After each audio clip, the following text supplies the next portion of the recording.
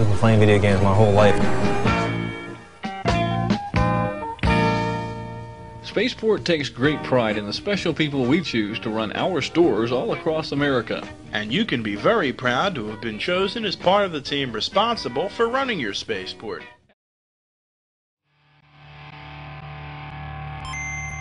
You know, at the time, it wasn't strange to, you know, go over your friend's house and walk to 7-Eleven and play Donkey Kong, but now that you think about it, it's kind of weird. What was it, like the barrels or something like that? Oh, that's a great. It was so totally different because it was a destination. When the whole thing was happening, I was 10, 11, 12 years old. My brothers would ask to go to the arcade as like 12-year-olds or 13-year-olds. It felt like an eternity in the arcade because all the games only cost $0.25. You know, Sears used to have an arcade, Kmart had an arcade. When something came out, they had it.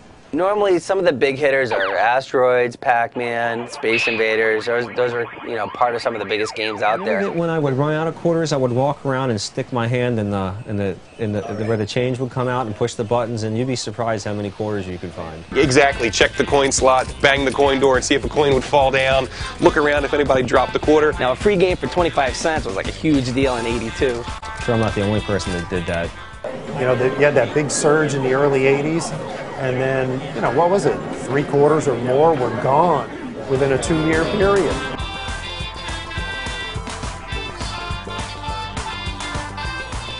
As you know, arcades just went, that was it. Thank you.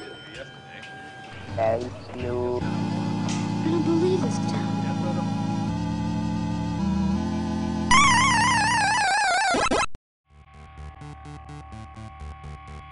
So I've been hanging out in bars and drinking for a while, so I thought Tapper would be a good place to start. Before most people were collecting, I was collecting. Let's see, I'm 33, so it was maybe 5 years ago. It's been a huge importance for the last 10 years. Seeing an arcade that actually rivals a lot of the arcades that were around in the early '80s is a big deal. It's just that little bit of your youth, you know, holding on to what you used to do. It's like once you get one, I don't want to compare video games to crack, but Alan has a problem.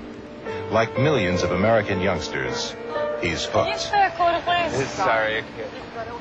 He's strung out on a habit that has turned into a $7.8 billion business. This is the story of Alan, a video junkie. Every gamer will say, you buy one, then you want two. You have two, then you want 3 and 5 and 10 and 20. And the next thing you know, you have a mini arcade in your house. I mean, I have more games here than Chuck E. Cheese does. When you walk into a Chuck E. Cheese, you know where they stamp everybody's hand and it says, welcome to Chuck E. Cheese, and has their rules on the front of it? I had one of those. So what becomes one man's garbage is another man's treasure. Right now I have about 40 down here. You know, at one point I had 70, then I reduced it down. You know, I got the whole addiction there where you're getting self-storage units and you're putting games inside of them. And after a while, it just got ridiculous. I think I had at one point 65 games of my own. I can't imagine what would happen to some of these machines if I didn't get it. Either like just get converted or they get parted out and just end up in the junkyard or burned up behind the garage. Usually the first year you go on a rampage, and if you're married, you know, heaven help you on that first year because you end up going a little crazy. I didn't even realize I had that much stuff until my wife and I signed the contract on the house, and I'm like, wait a minute, we got like 4 weeks to empty this place. And it's easy to convince your friends, you know, hey, I'm making some burgers on the grill, come on over. I got to move this one game downstairs. You know, you get two guys and you move a game downstairs, that's no problem. Then when you got to convince them that you got 30 of them to move in 2 weeks, your friends disappear really quick. I think that when somebody comes into a house and they see 20 or 50 games, they think that you have like some kind of Pez dispenser that just spits out arcade games. If we wrap them in plastic and just put them in like a climate-controlled vault, they might last, you know, 80 years from now, you might be able to still play a Tron, but what's the fun in that? So unfortunately, I think eventually it's going to be gone.